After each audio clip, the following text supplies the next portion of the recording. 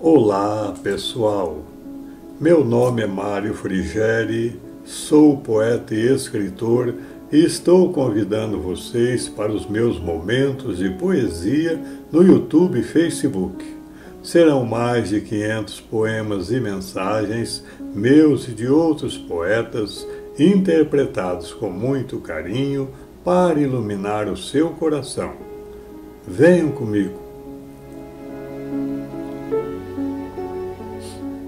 O vício da alimentação carnívora é uma síntese que fizemos do livro Fisiologia da Alma, ditado por Ramatiz ao médium Hercílio Maes.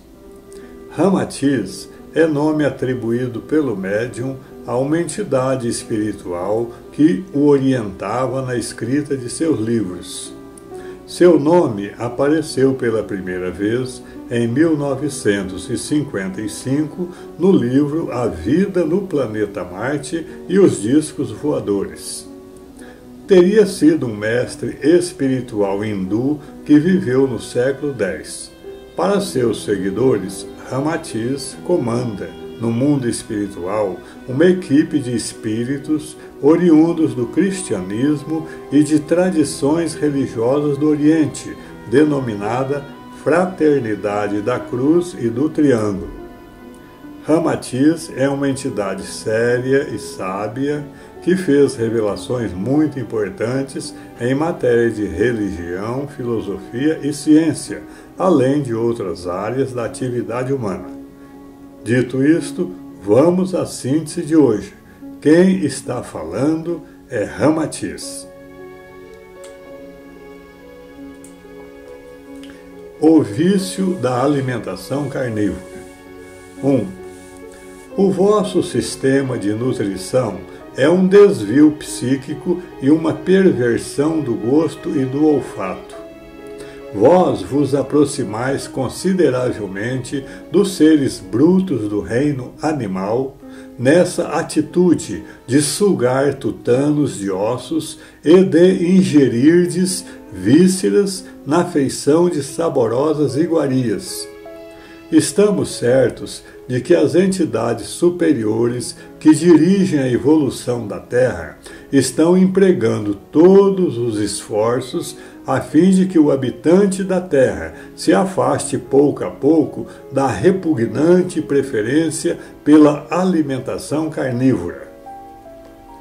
Apesar dos arranjos culinários e do cardápio de iguarias peculiares que tentam atenuar o aspecto repugnante dos alimentos sangrentos, o homem carnívoro não consegue esconder a realidade do apetite desregrado humano. Aqui, a denominação de dobradinha à moda da casa apenas disfarça o repulsivo ensopado de estômago de boi.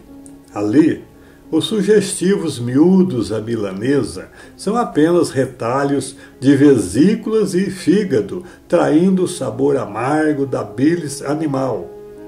Acolá, os apetitosos rins no espeto não conseguem sublimar a sua natureza de órgãos excretores da albumina e da ureia que se coagulam sob o cutelo mortífero. Embora se queira louvar o esforço do mestre culinário, o mocotó à europeia não passa de um viscoso mingau de óleo lubrificante de boi abatido.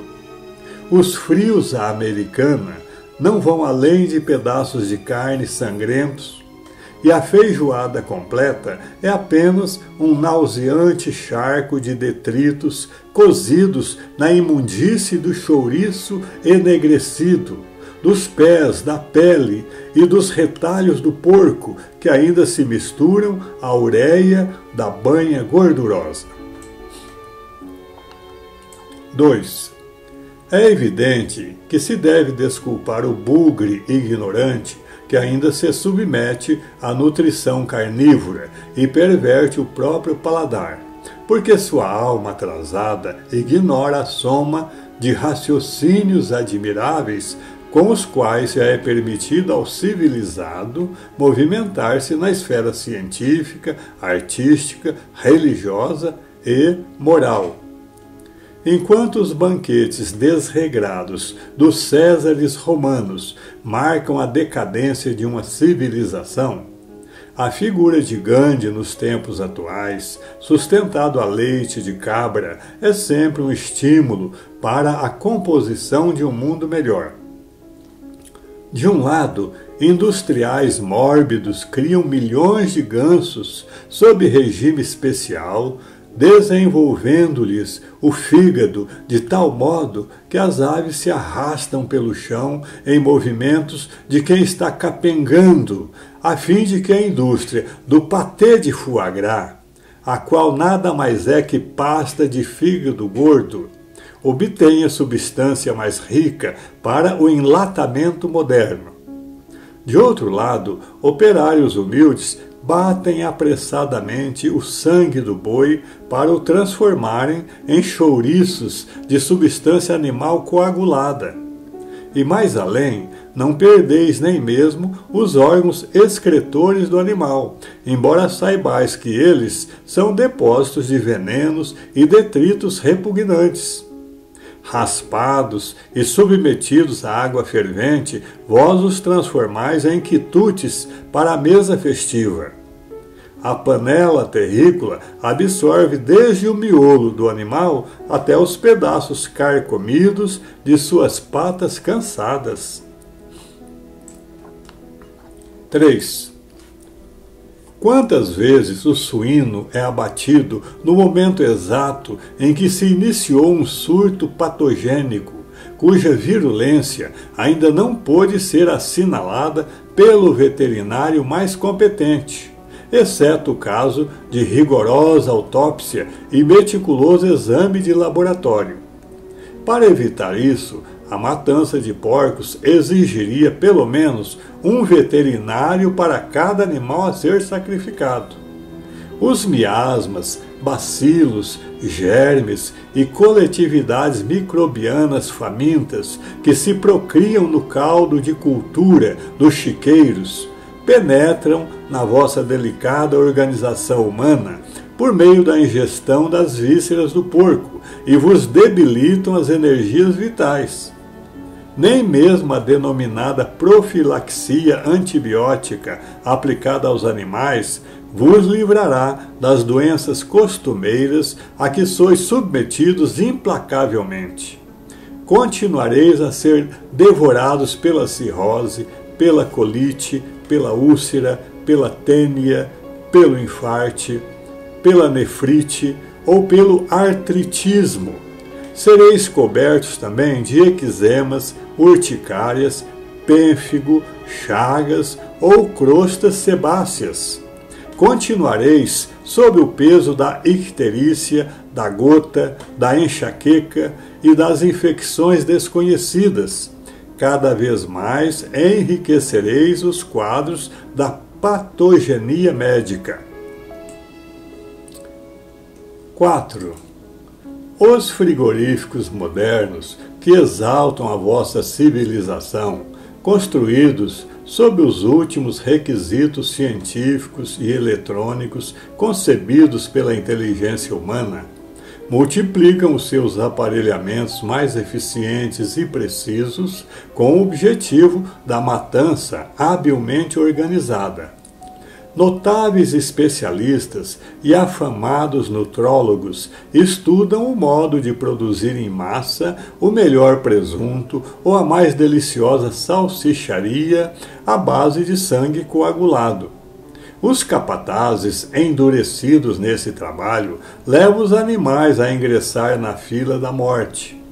Açougueiros exímios e curtidos no serviço fúnebre conservam a sua fama pela rapidez com que esfolam o animal ainda quente nas convulsões da agonia.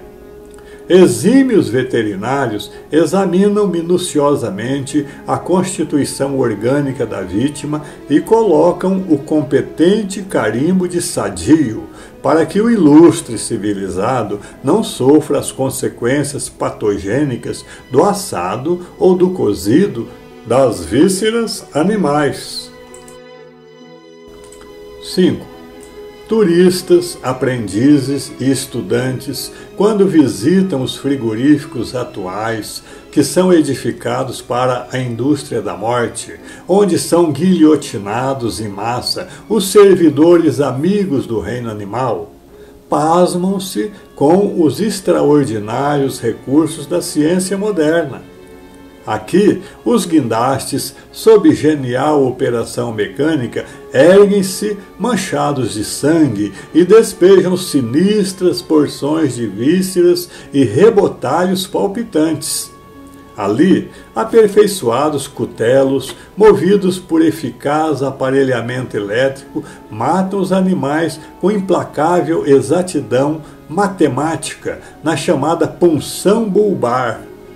Acolá, fervedores, prensas, esfoladeiras, batedeiras e trituradeiras executam um trabalho chocante, capaz de arrepiar os velhos caciques que só devoravam seus irmãos inferiores para matar a fome. Em artísticos canais e regos, construídos com os azulejos da exigência fiscal, jorra continuamente o sangue brilhante e generoso do animal sacrificado para a glutonaria humana. 6. Mas o êxito da produção frigorífica ainda melhor se comprova pela genial engrenagem da morte. Elevadores espaçosos erguem-se implacáveis, sobrecarregados de suínos vivos, e os colocam cuidadosamente sobre a entrada de bojudos canos de alumínio meio inclinados como se fossem montanha-russa. Rapidamente, os suínos são empurrados em fila pelo interior desses canos polidos e deslizam velozmente em grotescas oscilações para mergulharem vivos de súbito nos tanques de água fervente, a fim de se ajustarem à técnica e à sabedoria científica modernas, que assim favorecem a produção do melhor presunto, o presunto mais macio, de acordo com as exigências dos paladares modernos. 7. Todo animal possui um duplo astral, ou envoltório fluídico, que é revestido de magnetismo espiritual. Esse veículo etéreo sobrevive à morte do corpo físico e serve de matriz para que, no futuro, o animal se integre novamente na sua espécie particular. Embora esse duplo astral seja ainda destituído de substância mental, ele é poderosamente receptivo às energias existentes no meio em que o animal vive. Conforme a vida levada pelo animal, o seu invólucro sobrevivente também revela a natureza melhor ou pior da espécie a que ele pertence. Em consequência disso, a aura do porco, por exemplo, é extremamente grosseira, instintiva e letárgica, em comparação com a aura do cão, do gato ou do carneiro, os quais já se situam num plano mais afetivo e revelam alguns bruxuleios de entendimento racional. 8. O chiqueiro, por mais higienizado que seja, é de um clima repulsivo e repleto de energias negativas que atuam tanto no campo físico como na esfera astral. Quando o suíno é sacrificado, a sua carne se comprime sob o impacto violento e doloroso da morte. O choque que lhe extingue a existência, ainda plena de vitalidade física, também lhe atinge o corpo astral, o qual está sob o comando geral do espírito grupo. Essa matança prematura, que interrompe de súbito a corrente vital energética, irrita furiosamente as forças energéticas de origem extrafísica que animam o animal. Seu corpo etérico se contrai e se contorce, atritando-se ao mesmo tempo num turbilhão de energias contraditórias e violentas que se libertam como verdadeiros explosivos do plano astral. Ocorre então uma coagulação física e astral.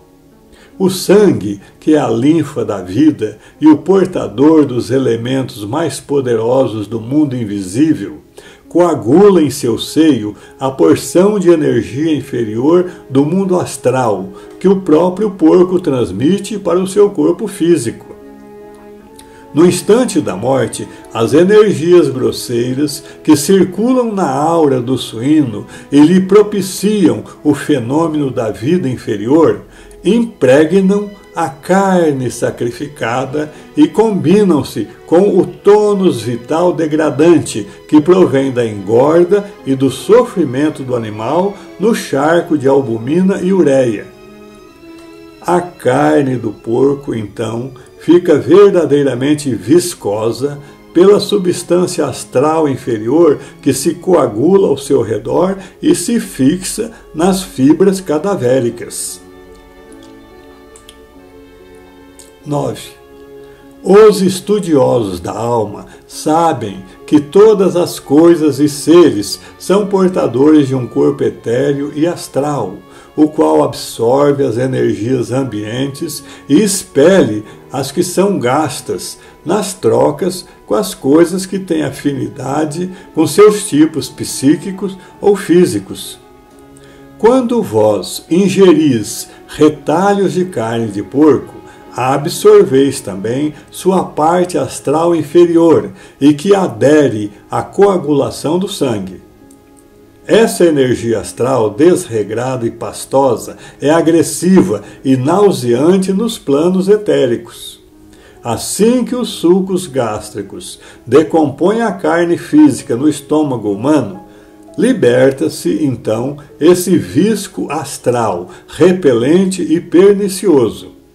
Sob a lei de atração e correspondência vibratória, nos mesmos planos, a substância viscosa, que é liberada pela carne, digerida no estômago, incorpora-se então ao corpo etéreo e astral do homem, e baixa as vibrações de sua aura, aderindo-se ao seu psiquismo, como se fosse substância oleosa e adstringente.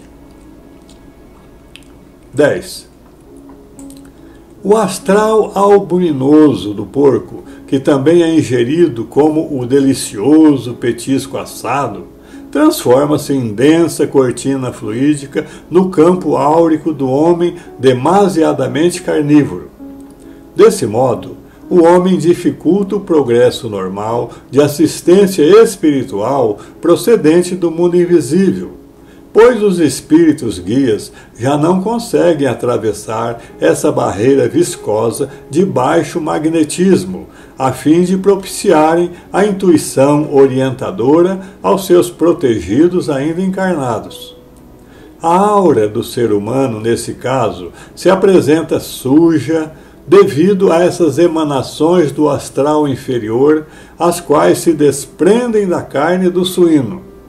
A substância astral inferior que emana da carne do animal penetra na aura dos seres humanos e lhes obscurece a transparência natural, impedindo os altos voos do espírito e lhe reduzindo a recepção e aceitação das emoções dos planos angelicais. 11. Menos prejudicial que a carne vermelha é a carne de peixes, mariscos e crustáceos. Esses animais são formados por corpos coletivos correspondentes a um só espírito-grupo, que lhes dirige o instinto, gerando uma reação única e igual em toda a espécie. Entre milhões de peixes iguais, não conseguireis distinguir uma única reação diferente no conjunto. No entanto, inúmeras outras espécies animais já revelam princípios de consciência, podem ser domesticadas e realizar tarefas distintas entre si. O boi, o suíno, o cão, o gato, o macaco, o carneiro, o cavalo, o elefante e o camelo já revelam um princípio de consciência à parte, em relação às várias funções que são chamados a exercer. Eis o motivo por que Jesus nunca sugeriu aos seus discípulos que praticassem a caça ou a matança doméstica, mas aconselhou-os a que lançassem as redes ao mar. Os peixes e os mariscos ainda se distanciam muitíssimo da espécie animal, que é dotada de rudimentos de consciência e, por isso, sua ingestão causa menos problemas. 12. Mas a melhor de todas as alimentações é a vegetariana. A preferência pela alimentação vegetariana, como ocorre no Oriente, fundamenta-se na perfeita convicção de que, à medida que a alma progride, é necessário também que o vestuário de carne vá também se harmonizando com seu progresso espiritual já alcançado. Até nos reinos inferiores, a nutrição varia conforme a delicadeza e sensibilidade das espécies. Enquanto o verme disforme dentro da terra se alimenta dos detritos do subsolo, a figura poética e alada do beija-flor sustenta-se com o néctar das flores. Já tendes provas irrecusáveis de que podeis viver e gozar de ótima saúde sem recorrerdes à alimentação carnívora. Para provar o equívoco dos que pensam de modo diferente, bastaria considerar a existência em vosso mundo de animais corpulentos e robustos, de um vigor extraordinário e que, no entanto, são rigorosamente vegetarianos, tais como o elefante, o boi, o camelo, o cavalo e muitos outros. 13. Também é conveniente que o homem não se alimente quando está agitado ou logo em seguida a trabalhos exaustivos e exercícios violentos, bem como após discussões ferinas ou estados de cólera, momentos nos quais a intensa produção de ácidos e resíduos nocivos ao organismo, que depois intervém de forma hostil no metabolismo da digestão. Cria-se então um círculo vicioso em que a alimentação influi no psiquismo e o psiquismo influi na digestão. O êxito na manutenção da saúde se acentuaria muito se fosse feita uma prece antes das refeições, pois ela acalma os temperamentos excitados e, pelo fato de estabilizar o sistema nervoso, asserena o fluxo biliar e harmoniza os estímulos intestinais durante a digestão. A oração ajusta as pessoas presentes à mesa a uma mesma frequência vibratória, afastando as conversas negativas ou os comentários impróprios à hora das refeições sobre crimes, desastres ou assuntos que mexem com o fígado, perturbam o fluxo biliar e intervêm até nos estímulos psíquicos do apetite. Finalmente, 14. Nos planos superiores à Terra, a alimentação é quase toda a base de sucos vegetais que penetram na organização viva de seus habitantes, alguns até pelo fenômeno da simples absorção pela respiração e absolutamente sem necessidade de excreção. Neles, as almas apuradas sabem alimentar-se em grande parte por meio dos elementos etéricos e magnéticos auridos do Sol e do ambiente, inclusive a energia do prana, que é o princípio da vida existente no oxigênio da atmosfera.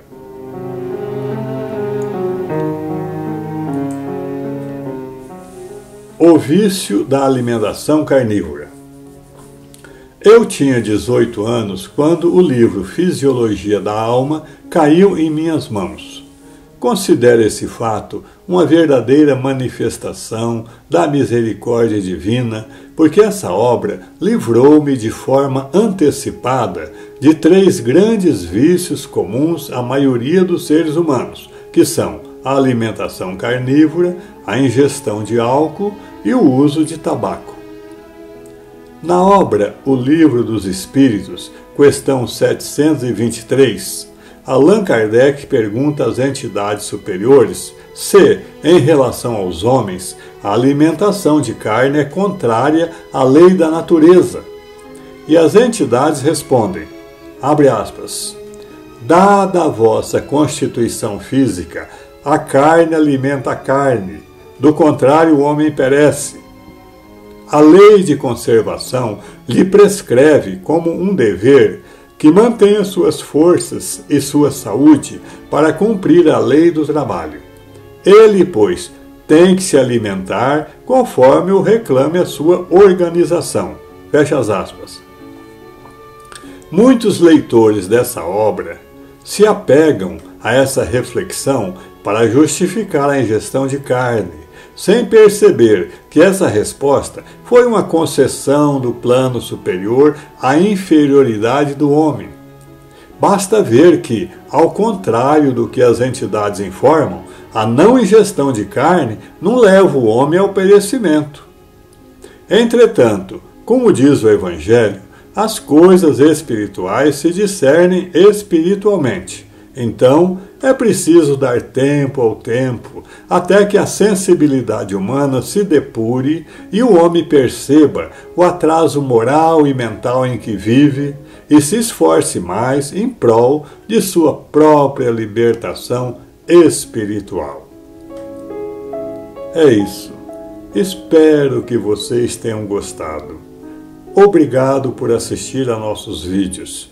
Não se esqueça de deixar seu like, inscreva-se e acione o sininho para receber em primeira mão os próximos poemas.